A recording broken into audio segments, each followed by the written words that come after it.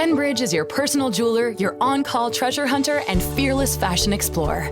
20 years ago, we introduced the most beautiful diamond we have ever offered. The signature Forevermark diamond, found exclusively at Benbridge, is beautiful, rare, and responsibly sourced. Each diamond is hand-selected and graded beyond the normal 4 Cs. Less than 1% of the world's diamonds qualify to become a signature Forevermark diamond. Click the banner to explore our signature Forevermark diamond collection. Benbridge. That is far out. How do you scream 20 floors down and be heard? Rock and roll doggy. That is the loudest voice I think I've ever heard. Rock and roll doggy. Sort of a musical journey, really, you know? Welcome back to Rock and Roll Doggies. It's part 2 of our first episode, so I guess this is our second episode. I am JJ, and this is Don, the Smurf. It's 2 lifelong friends breaking down music that's been important to us, and here is part 2 of our discussion on U2's debut album, It Is Boy. A Day Without Me is such a great title. That's a real banger. I love that, A Day Without Me. It is one of the great anthems of this album, and one of the great lyrics is, "Started a landslide in my ego." Starting a landslide in my ego. Look from the outside to the world I left behind. I'm dreaming you're always. If I were sleeping, what's at stake? Listening to this on CD when I was 17, I knew that when Stories for Boys ended, I needed to hit the fast forward once because I needed to pass over the ocean and I needed to get to A Day Without Me. Because you had it's- the auto stop or the auto what was it, Yes, music search. yes. Or if it was a cassette, you could press the button and it would skip to the next song. Right. But again, I was high tech in '86, so I had a CD. I think this is the second best song on the album. Some people think it's a throwback to Ian Curtis with Joy Division, who committed suicide earlier in the year. That it's Bono's. Joy Division was an influence on U2, so some people think that it's kind of a homage to Ian Curtis. If you want to look at it that way, otherwise you can kind of look at it here's a day where I'm not around. Yeah. For whatever reason. So I love the song. I think, again, it's the second best song on the album. To me, you have Uncut Dub, Into the Heart is kind of the premier song in the first half of the album. This, to me, is the premier song on the second half of the album. Agree. And if you've heard any bootlegs of that era of U2 live, this song kills in concert, man. It's like they just let it rip. It's so wild, and whatever feelings I keep feeling, I'm not even trying to put words into it. I don't even know whatever feelings I keep feeling. What are the feelings you left behind? I don't know. I'm just this big teenage blah. Again, he's like saying, look at me, this is me, I got nothing. Look from the outside to the world I left behind. This is heady stuff, especially from somebody that age. I started a landslide in my ego. That is such a great little couplet. I think that's a great lyric from this album. It's definitely one of the top tracks on the album, and it's a standard from that era to me. I think about this song when I think about early U2. Here's another gem from that song, verse 1. Still, if I were sleeping, what's at stake? A day without me. I love that.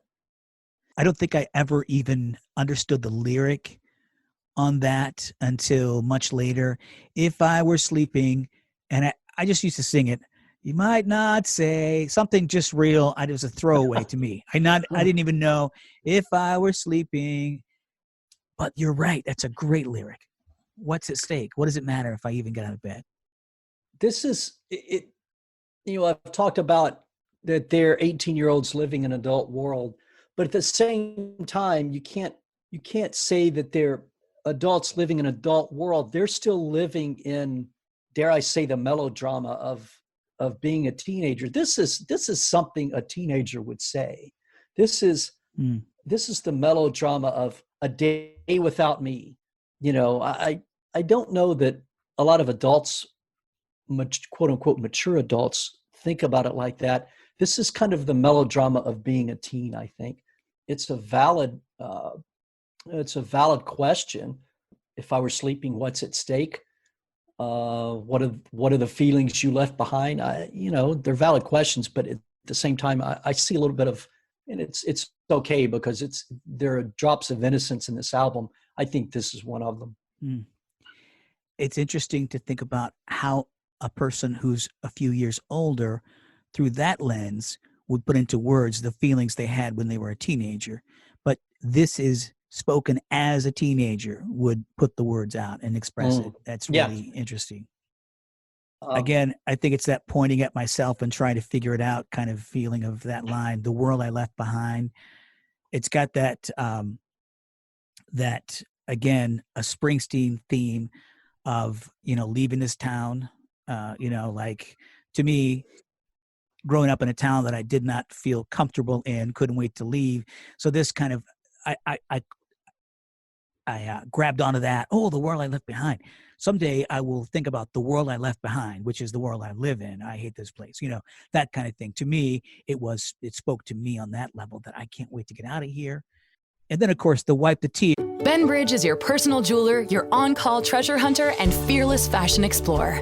20 years ago, we introduced the most beautiful diamond we have ever offered. The signature Forevermark diamond, found exclusively at Benbridge, is beautiful, rare, and responsibly sourced. Each diamond is hand-selected and graded beyond the normal 4 Cs. Less than 1% of the world's diamonds qualify to become a signature Forevermark diamond. Click the banner to explore our signature Forevermark diamond collection.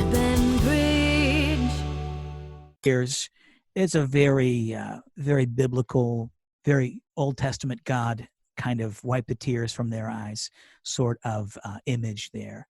And it made great poetry in that song for sure. Another Time, Another Place, track 8. Yep. What is your take on this track? The fade up was kind of cool because it sounded different, the fade up into the song. Again, the very, very kind of dissonant guitar and that great drum sound and the lyrics of Alienation. It was really kind of brooding, almost like you think about a teenager stomping around. It's got that, that driving beat. Bright morning lights, they start singing, but it's got this kind of stomping around feel. And then, I don't know, man, feeling naked and afraid. It's like B.B. King said to Bono in the Rattle and Hum, that's some heavy lyrics for a young man. I mean, it is. It's like, what do you know about that feeling? Well, he was able to express that such a young age. I think it's another great song. It definitely is a slower version of the same kind of theme, and I like it. I've always liked it. It's I think it's a complementary piece to Uncut Dub and To the Heart, where I think there is a certain degree of romantic and slash sexual rejection, being naked and afraid in the open space of my bed. I'll be with you now. We lie on a cloud, we lie, but yet it's another time and another place. So I think it's the same theme that we saw in the earlier track. I think lyrically, I like the song lyrically better than musically. I think it would have perhaps been a better interpretation of the song lyrically had the melody and the song structure been maybe drafted in a different light. But it's a good song. So you think of rudimentary music, but Yeah, really good yeah, lyrics. Yeah. The music doesn't seem to keep pace with the kind of the somber, longing, pining sort of mood that I sense in the song. It almost could be a ballad. I mean, it could be, The lyrics, if you think about the sexual relationship there, it's definitely got a tenderness that it could be a ballad, but it has that raw sound. It definitely, to me, it still has that angry kind of brooding sound, heavy. And it's funny, I kind of skipped right over the obvious literal interpretation of sexual content there. I didn't even think about being naked and afraid in the open space of my bed. Like, to me, how many of us laid awake at night in bed trying to figure out life and anxiety and all that? That was me in my bed. I didn't even think about the sex part, but I guess that's a better interpretation. So A different interpretation. I don't know if it's better. It's art, so it's whatever you want to make it out to be. So what is Electric Co? And what did you think it was when you first heard that? Did you think it was about electric shock therapy? No. I thought it was, I wasn't really sure in my small Baptist mind. I thought it may have had a spiritual context, Yeah. but outside of that, it was kind of a throwaway song for me on Under a Blood Red Sky. That's when I first really discovered it. I think now, knowing what I know about it, it's very U2-ish. It's kind of the Miracle Drug kind of song. It's about somebody that they knew who underwent something that was kind of radical and something that was very abnormal. And you probably know what it's about as well as I do, but, kind of parenthetically, this song live is coupled with Sending the Clowns. Yeah. The Stephen Sondheim song, Sinatra's covered it, Judy Collins, Sure. tons of people have covered it, but it meshes with what the theme of the song is about. Yeah. I think it's a beautiful, he throws in a lot of crap and a lot of ad lib and a lot of snippets in songs, but that, if you know what the song is about, really fits well. I remember the original copy, the original version of Under a Blood Red Sky had a little interlude of Send in the Clowns. And then they re-released it and it was taken out. And there was like a noticeable, it wasn't great editing. You could tell where they had chopped it out. And I noticed, I'm like, I heard it somewhere, and the subsequent releases after that first shipment or whatever didn't have that. It was a copyright thing, Yeah. And so, yeah. But They had to pony up money for that, by the way. They had to pay yeah. $50,000 to Stephen Sondheim for it. All because Bono got a wild hair to do, but it worked. I mean, it did. It was a foreshadowing of all the songs he would do, like at Live Aid, Ruby Tuesday. But I mean, it did. And as a teenager, I knew the song "Send in the Clowns," and I thought, "Wow, this works." And I don't even know why or how, but this is beautiful. And then it was on the chopped up version where it pulls that piece out. It goes straight from "I love the crowd," and it's really abrupt, and I felt cheated after that. But you're right; that's a great call, because whatever that song really is about, it is quintessential U2, because it has this imagery of something happening, broken toy, and shout and shout your inside out. And it might not be for us to know, and I'm okay with that. I don't even need to know, because what it means to me is what's important. And I think that's what's true about all art and music, is that what's important is what it means to the viewer, listener. So I also think that it is classic U2, because it is at this stage of their career, it's really kind of defiant. To me, it had that "you can't tell me what to do or think" kind of vibe. The whole "you're spoon-fed," where is that lyric? I'm looking at the lyric. There it is. "You won't shout, you're spoon-fed if you don't know Electric Co."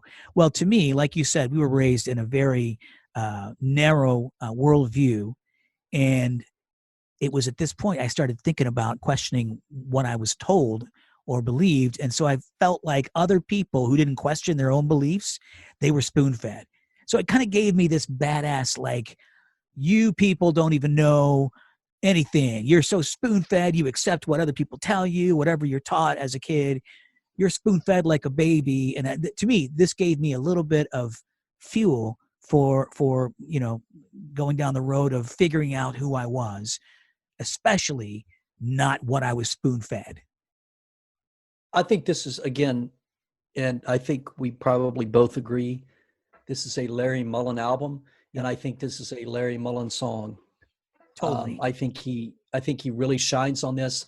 If you literally, and again, I think you made an important distinction that we don't want to tell people what the song means to them may not mean what it means to someone else. But in terms of what the song actually is about, they had a friend who was institutionalized and was undergoing a form of radical electronic treatment. I don't know. I have visions of Jack Nicholson in One Flew Over the Cuckoo's Nest, Right. but it was a sort of radical electronic type of treatment to treat mental illness. And his friend, he actually visited his friend in the institution. His friend said, "My only way out of here is to commit suicide." So that's kind of the background as to why, as to what Bono really intended the song to be about from his personal perspective.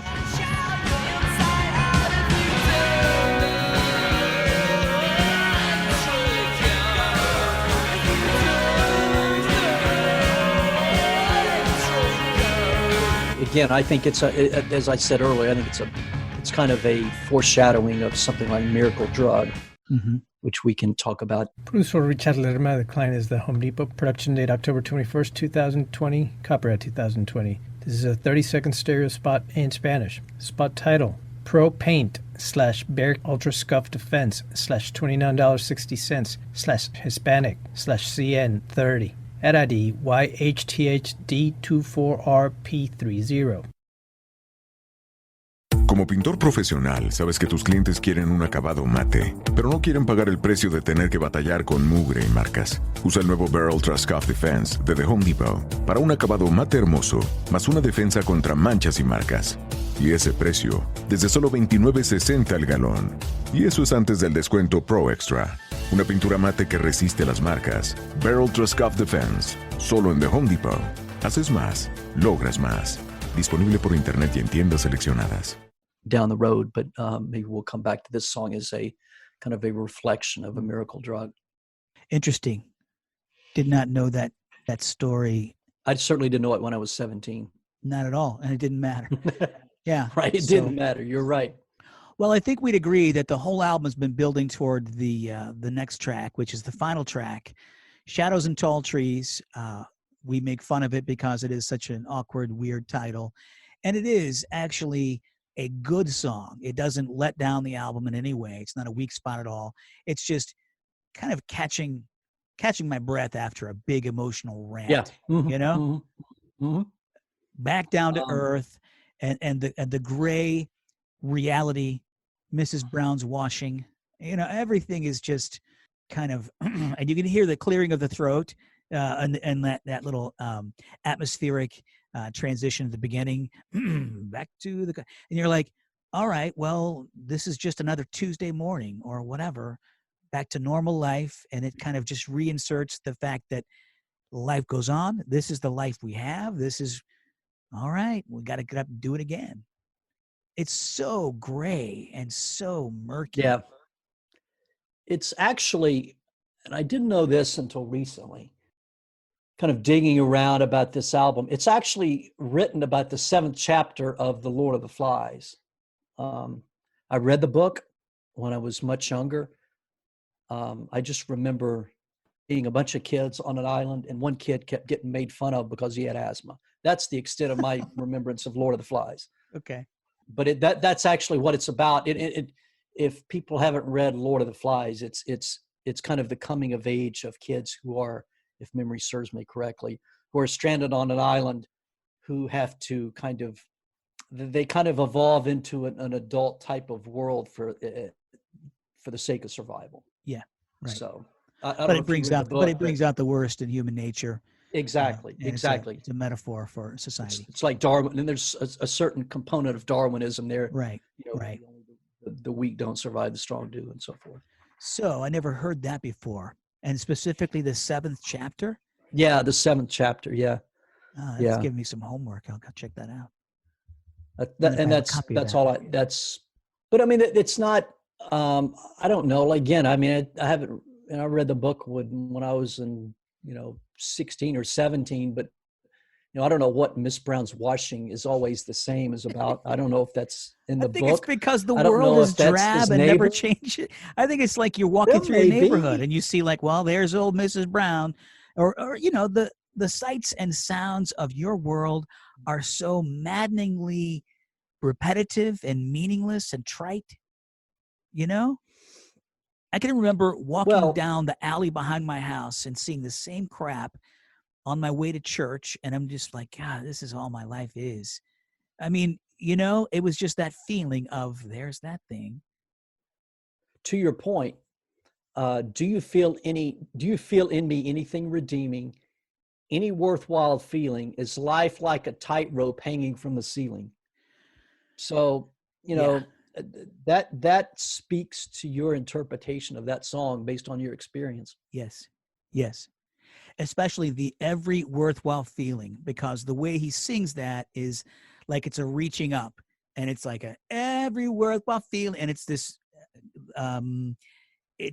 reaching out or up out of his soul, this soul crying out, kind of, a cry for meaning, for anything I'm feeling worthwhile. Is there something beyond me that I can grasp at and grab onto? And I think there's a lot of that evocative singing on this album, and I think that's what he does in this too. Maybe it's because it's kind of this coda, like, afterthought to the album, that it's like going back and saying, it's almost this ending piece where he's saying, is anything I've talked about or felt today or in this document of music worth anything, and kind of just a thesis at the end saying, is there anything of mine that's worthwhile? And again, I'm going It does have really a deep coda-esque on it. feeling to it. I like the word coda, and so I try to I work do. that in. I didn't have a Yes. chance to until now. So I mentioned the word elegiac already. So once again, thanks for listening. This is Rock and Roll Doggies. It is two lifelong friends breaking down music that has been important in our lives. I am JJ, and this is Don, the Smurf, and we're talking about U2 Boy, their debut album. So let's get back to it. To me, I like the, being a sports guy, I like the scorecard. And again, this is not to me saying it should be this on a 1 to 10 scale. I'm going to give it a rating, but that I'm not saying it should be that to everybody, because Right. again, subjective, and it's art is what art is to you. But I would rate this on a 10 scale. Do you have a number? I have a number. Yeah. Okay. What's your number? My number is 8.1. Okay. And a lot of that is because it is a debut album, and they arrive fully formed, and it is so mature beyond its. It didn't need to be this good for them to be considered a good band. It has moments that are emblematic, that last, that you can look at now and not say, well, that was early U2. They last. There are moments on this album that can stand up with anything they ever did later in their career. I would give it about a 7.1. And it's probably difficult for me to kind of peg that now, because I probably would have given it a bit of a higher grade. But, once the Joshua Tree comes along and Octung Baby comes along and the underrated All That You Can't Leave Behind comes along, in the entire catalog, if you were to just look at it without taking into consideration it is their debut album, and that's your interpretation, So that's perfectly you fine. think I'm being I would too, give it a. you think I'm being Go ahead. too generous with that, because I'll regret it later. Like there's a lot that's better than this even. So looking at this in a vacuum, and so And that's a fair assessment. That's Okay. a fair assessment. It's a good album. It is and you bring up a good point. And I think in the catalog of U2 albums, it's a lower half album. yeah, It falls in the 1 to 50 percentile But if you look at it at perhaps in the mid 80s, this is it's a really good debut album. I think it probably held its value as being more critically acclaimed perhaps in the 80s and 90s than it is now. But again, that's probably because the U2 catalog is a lot more extensive now. You have a lot more to compare it to, a lot more mature. I think you're right. Knowing what we know now, which we do, looking backwards down the volumes that they've put out, I think 8.1 is a fair assessment, and that's okay. That's what I'm going to go with. So let the record reflect 8.1, which is a higher rating than you gave it, but still, it's not like, again, we're not saying Jordan versus LeBron here. Okay, this is the thing where art is art, and by the way, it's LeBron. So standout track, it could be many. I'm going to say Out of Control because to me, that is the best single off the album. Okay. To me, Out of Control is the best 3 minutes of the essence of the album. Better than I Will Follow. Better lyrics, better music. There's no wrong answer. There could have been a couple of others I chose on that, but Out of Control is my pick for a standout track. Uncut Dub, Into the Heart. I think it's the quintessential early U2 song. It's kind of has that.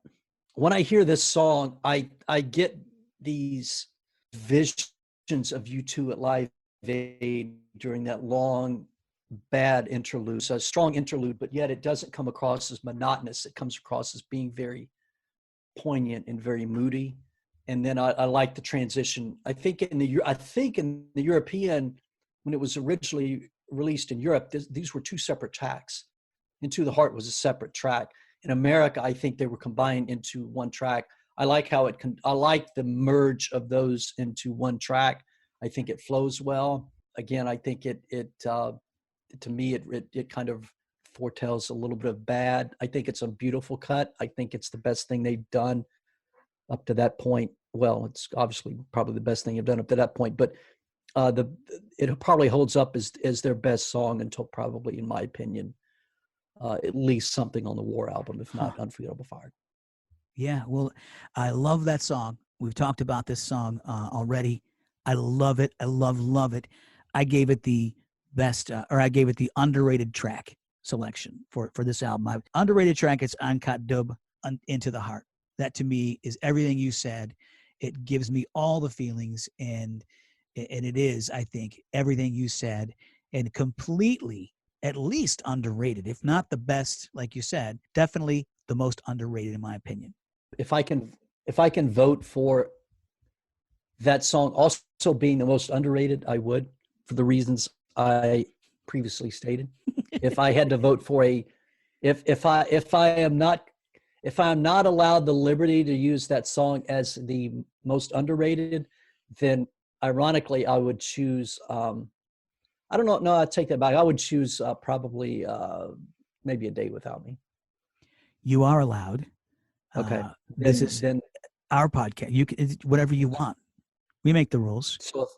So I could use Running to Stand Still then? No. I can make the rules. Well, listen. Okay, so that is your pick for standout track and underrated track. And yes. Favorite lyric, there are several that I mentioned already. I think my favorite standout lyric, pull it up on my screen here, is in Out of Control, the whole thing, but Monday morning, 18 years are dawning. I say, how long? You say, how long?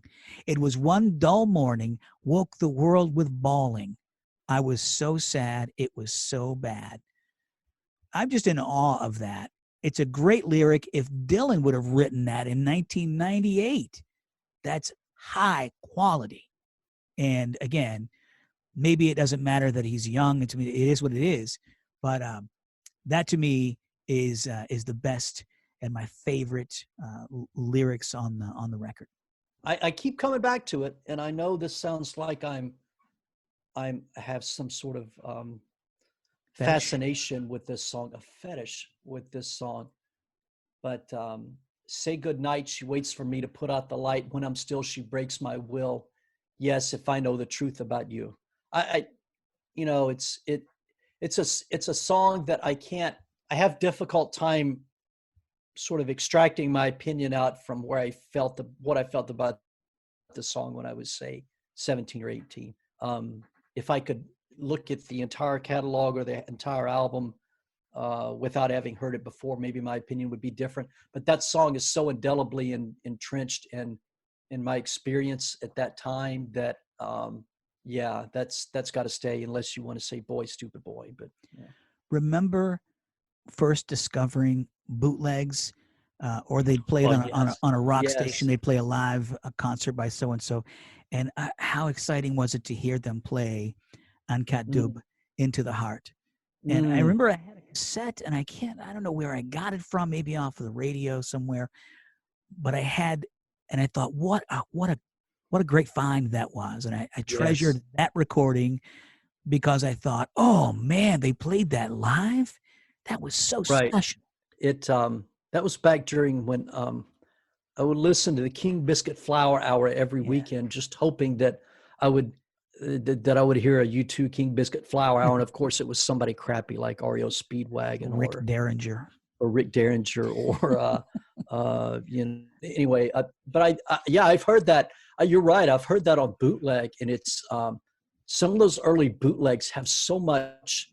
They're so uninhibited. They're so raw. They're so unpolished, and I mean that in the most positive way. It's so organic, and so it so speaks to the depth of the meaning of the song. I kind of miss that. Okay, check this out. I'm going to try and see how Alexa will pronounce Uncut Dub. Alexa, play Uncut Dub by U2. Boy Remastered by U2 on Amazon Music. Oh, she's playing Boy. Playing I Will Follow. No.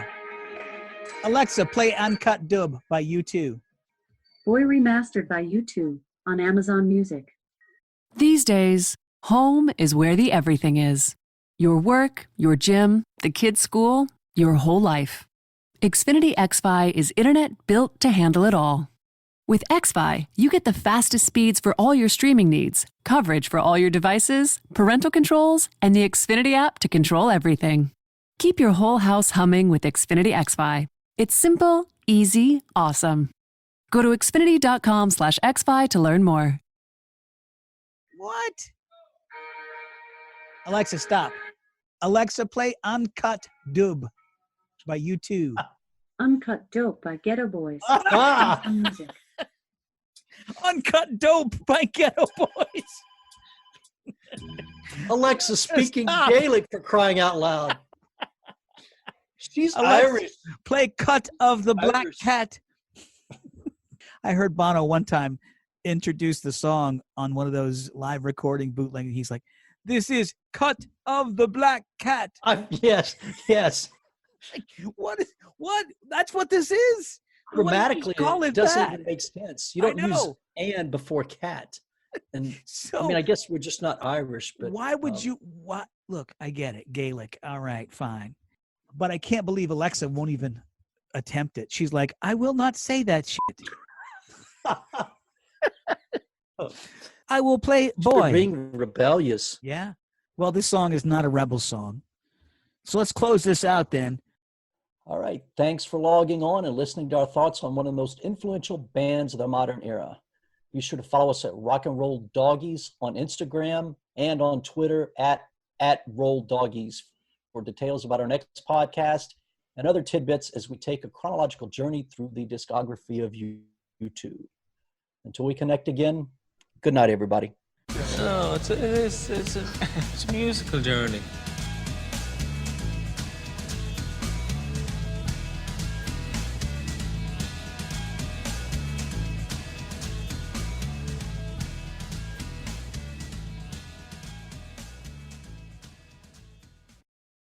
Ben Bridge is your personal jeweler, your on-call treasure hunter, and fearless fashion explorer. 20 years ago, we introduced the most beautiful diamond we have ever offered. The signature Forevermark diamond, found exclusively at Benbridge, is beautiful, rare, and responsibly sourced. Each diamond is hand-selected and graded beyond the normal 4 Cs. Less than 1% of the world's diamonds qualify to become a signature Forevermark diamond. Click the banner to explore our signature Forevermark diamond collection.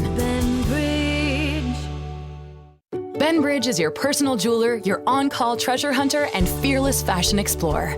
20 years ago, we introduced the most beautiful diamond we have ever offered. The signature Forevermark diamond, found exclusively at Benbridge, is beautiful, rare, and responsibly sourced. Each diamond is hand-selected and graded beyond the normal 4 Cs. Less than 1% of the world's diamonds qualify to become a signature Forevermark diamond. Click the banner to explore our signature Forevermark diamond collection. Looking for ways to save on your energy bills? AES Indiana has you covered. From smart thermostats to home energy assessments, we offer simple solutions to keep your home comfortable and your costs down. AES can help you save money and energy with kits, tips, rebates, and more. Visit aesindiana.com/ways to save to learn more about how we can help you save money. AES Indiana, helping you discover real ways to save.